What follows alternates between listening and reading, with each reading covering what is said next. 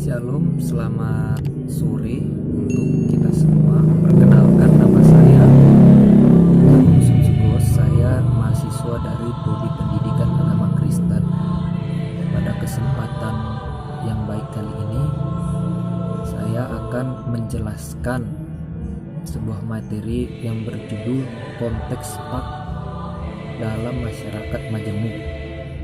Adapun diantaranya yaitu definisi dari masyarakat majemuk, definisi pluralisme, perbedaan dan persamaan antara masyarakat majemuk dan pluralisme, realitas masyarakat majemuk, dasar teologis masyarakat majemuk, model PAK yang multikultural dan inklusif, definisi dari pendidikan multikultural, definisi pendidikan dari inklusif, contoh model pendidikan multikultural dan inklusif, strategi pendidikan agama Kristen, sikap yang harus dihindari dan sikap yang dapat dilakukan sebagai pengajar pendidik agama Kristen. Kesimpulan dan sumber buku yang saya gunakan. Baiklah, saya akan masuk pada materi dan menjelaskan definisi masyarakat majemuk. Masyarakat majemuk adalah masyarakat yang ditandai dengan kenyataan adanya keragaman, kesatuan sosial yang berdasarkan ras, suku, adat istiadat, budaya, dan agama. Atas pengertian tersebut, masyarakat majemuk dapat dibedakan menjadi 3 kategori, yaitu kategori pertama, kemajemukan struktural. Dominasi politik dipegang oleh suatu kelompok tertentu. Kategori yang kedua, kemajemukan sosial, suatu keadaan di mana hak dan kewajiban terbesar tersebar secara merata di antara kelompok sosial yang ada. Kategori yang ketiga, kemajemukan budaya. Seluruh warga masyarakat merupakan bagian dari publik tanpa memperhatikan identifikasi yang ideal maupun yang nyata. Materi yang selanjutnya, definisi pluralisme.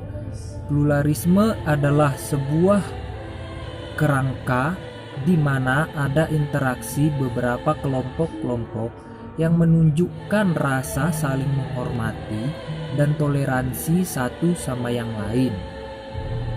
Pluralisme juga sering diartikan sebagai paham yang mentoleransi adanya ragam pemikiran, agama, kebudayaan, dan perbedaan lain-lain. Lahirnya gagasan pluralisme agama sesungguhnya didasarkan oleh beberapa faktor, antara lain yaitu: 1. Adanya keyakinan masing-masing pemeluk agama bahwa konsep ketuhanannya lah yang paling benar dan agamanya lah yang menjadi jalan keselamatan. Faktor yang kedua, faktor kepentingan ideologis dari kapitalisme untuk melanggengkan dominasinya di dunia. Faktor yang ketiga, persamaan dan faktor yang ketiga, pluralisme juga menunjukkan hak-hak individu dalam memutuskan kebenaran universalnya masing-masing. Baiklah, saya akan lanjut pada materi yang berikutnya, persamaan dan perbedaan masyarakat majemuk dan pluralisme. Persamaannya yakni: 1.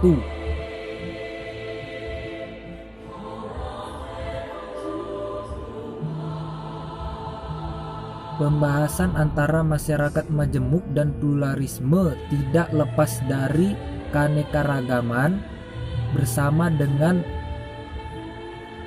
tidak membeda-bedakan. Baru yang kedua, tujuannya. Tujuan yang hendak dicapai adalah sama, yaitu kesejahteraan bersama dan tidak membeda-bedakan.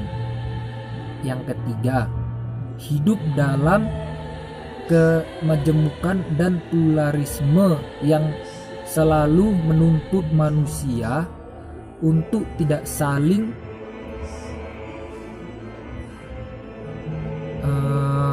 membeda-bedakan agar terjadinya suatu solidaritas dan menerima perbedaan itu sebagai suatu bentuk dari keindahan.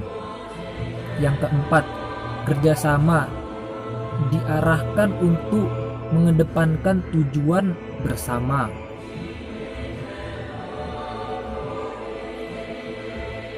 Yang kelima, adanya kemajemukan dan pluralisme merupakan suatu faktor sosial, kemasyarakatan, dan kemanusiaan yang tidak dapat ditolak dalam sejarah hidup manusia. Kita akan masuk pada perbedaannya. Yang pertama, kemajemukan mencakup keanekaragaman ras, budaya, suku, dan agama, sedangkan pluralisme lebih menonjol dalam hal perbedaan agama. Yang kedua, kemajemukan untuk membentuk suatu kesatuan tanpa melihat perbedaan, sedangkan pluralisme menunjuk ke arah saling menghormati dan adanya toleransi. Yang ketiga, kemajemukan bersifat umum, sedangkan pluralisme bersifat religius. Kita masuk pada materi yang berikutnya, realitas dari masyarakat majemuk dan pluralisme. Yang pertama, suku.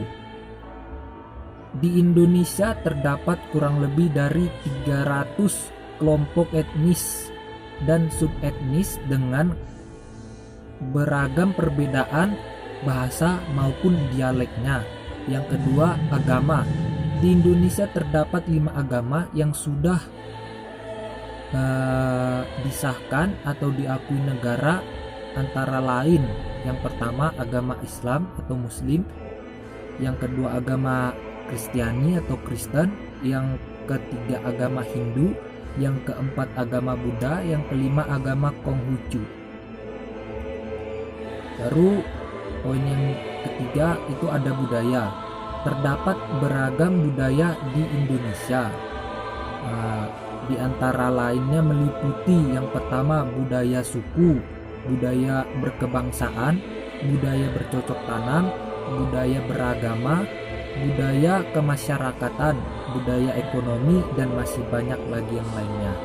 Yang keempat, bahasa. Di Indonesia terdapat 250 ragam bahasa dan 30 kelompok etnis yang tersebar di seluruh penjuru Indonesia. Yang poin yang kelima, pulau. Di Indonesia terdapat kurang lebih 13.667 pulau yang tersebar. Pulau itu meliputi pulau besar dan pulau kecil. Poin yang keenam, ekonomi, yaitu adanya beragam variasi melalui dari sistem pertanian atau sistem tradisional sampai pada industri yang modern.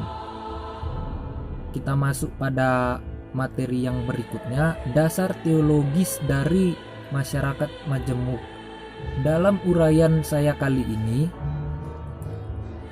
tidak bersifat biblika,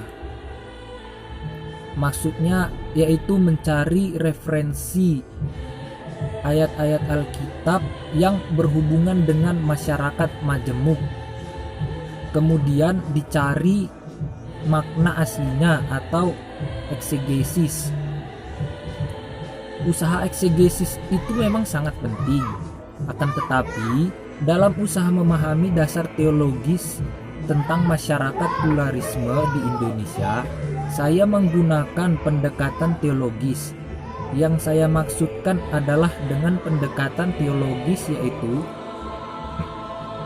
membicarakan topik-topik tertentu secara lintas teks Alkitab.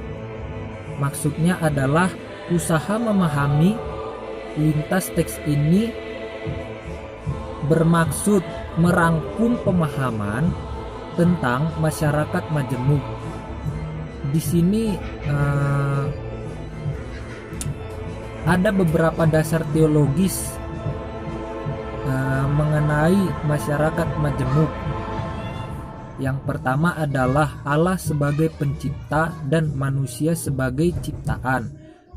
Dasar teologis yang kedua adalah Tuhan memperhatikan semua manusia. Dasar teologis yang ketiga adalah rencana keselamatan bagi semua bangsa. Kita masuk materi yang berikutnya, model PAK yang melibatkan multikultural dan inklusif. Saya akan menjelaskan definisi daripada pendidikan multikultural. Pendidikan multikultural dapat diartikan sebagai pendidikan mengenai keberagaman budaya. Pendidikan multikultural dapat dirumuskan sebagai wujud kesadaran tentang keanekaragaman kultur, hak asasi manusia, dan masih banyak lagi. Yang kedua, definisi mengenai pendidikan inklusif. Pendidikan inklusif digunakan sebagai suatu pendekatan untuk membangun dan mengembangkan sebuah lingkungan yang semakin terbuka. Dalam hal ini, PAK harus membebaskan murid dari sekat-sekat primordial, dan jangan sampai pendidikan agama Kristen itu malah jadi melemahkan kemampuan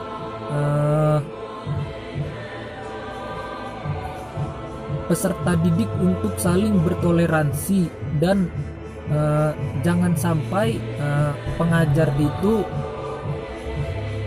membuat peserta didik itu menjadi paham-paham yang fanatis seperti itu. Itu tidak boleh. Saya akan memberikan contoh daripada pendidikan agama Kristen multikultural di sekolah.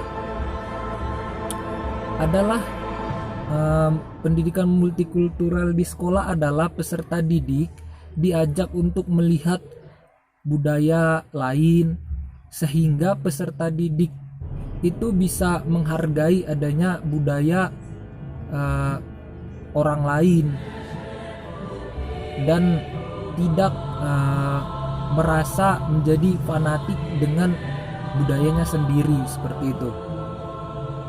Contoh yang berikutnya dari contoh inklusif di sekolah, yaitu murid dibiasakan diberi pertanyaan bagaimanakah menjadi sesama bagi orang lain, tetapi bukan bagaimanakah caranya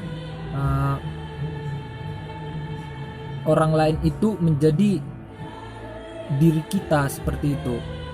Yang ditekankan di sini adalah untuk membangun suatu rasa toleransi, membangun rasa kesaudaraan, dan membangun jiwa solidaritas yang baik seperti itu.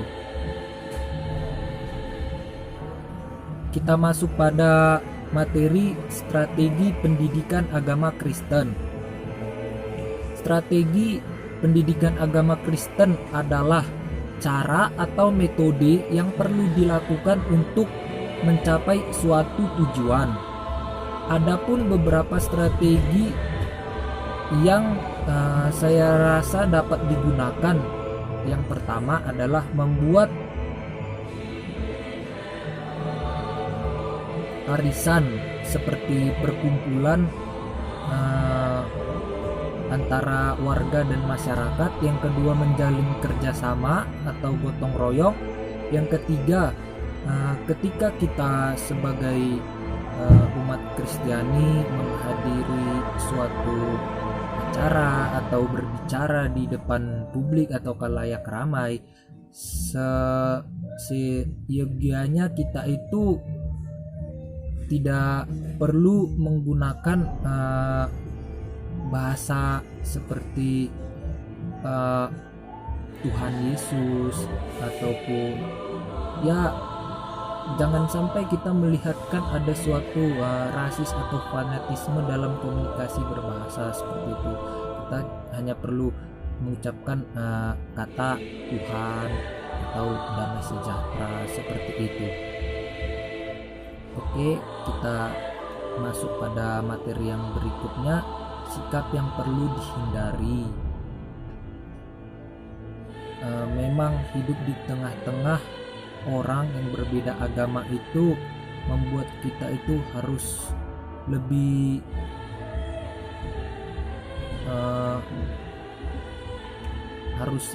merasa seperti menempatkan diri, atau harus lebih bisa berbaur dengan masyarakat yang berbeda agama dengan kita. Karena apa?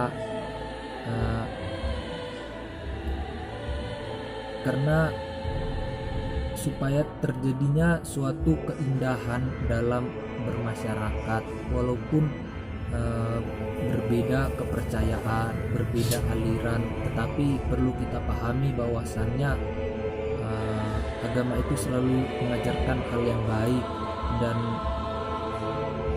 Tuhan itu ya cuma satu seperti itu kan. Nggak ada istilahnya karena saya agama ini jadi Tuhan saya ini, karena kamu agama yang itu Tuhan kamu itu. Tidak, mungkin kita beda aliran kepercayaan atau beda agama, itu hanya berbeda dalam konteks menjalankan suatu tata cara atau norma-norma dalam beribadahnya, tapi nilai-nilai yang terkandung, nilai-nilai baik yang terkandung dalam agama tersebut itu sama seperti itu.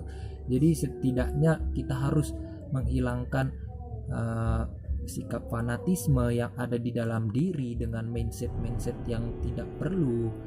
Pikiran-pikiran negatif mengenai agama-agama lain itu harus kita buang, untuk kalau kita mau menjadi suatu pribadi atau suatu pribadi yang maju, yang berpikiran modern, yang berpikiran terbuka seperti itu. Ya, berhubung materi saya telah saya jelaskan, saya akan memberikan sedikit daripada kesimpulan. Kesimpulan saya di sini adalah, sebagai seorang guru PAK atau guru pengajar pendidikan agama Kristen, harus lebih teliti lagi dalam melakukan setiap pengajaran di sekolah, sehingga anak didik dilatih untuk tidak membeda-bedakan, untuk tidak memiliki jiwa yang fanatis atau jiwa yang tertutup dengan perbedaan dalam suku, dalam kepercayaan, dalam ras atau sebagainya. Kita sebagai pengajar atau sebagai calon pengajar itu baiknya mengajarkan hal-hal yang positif, hal-hal yang membuat peserta didik itu memiliki jiwa untuk solidaritas yang baik bagi sesamanya manusia seperti itu. Adapun di sini saya menggunakan sumber-sumber dari buku yang saya jadikan pedoman untuk memaparkan materi saya saat ini adalah buku daripada Pendidikan agama Kristen dalam masyarakat majemuk. Tahun terbit 2009. Pengarang atau dikarang oleh John M. Nenggolan. Penerbit buku ini adalah Bina Media Informasi Bandung, dan buku yang kedua adalah Pak Kemajemukan yang terbit pada tahun 2009 yang dikarang oleh Daniel Stefanus dan penerbitnya adalah BMI Bandung. Demikianlah pemaparan saya, lebih dan kurang saya memohon maaf. Kiranya ini bisa menjadi wawasan baru untuk kita. Kiranya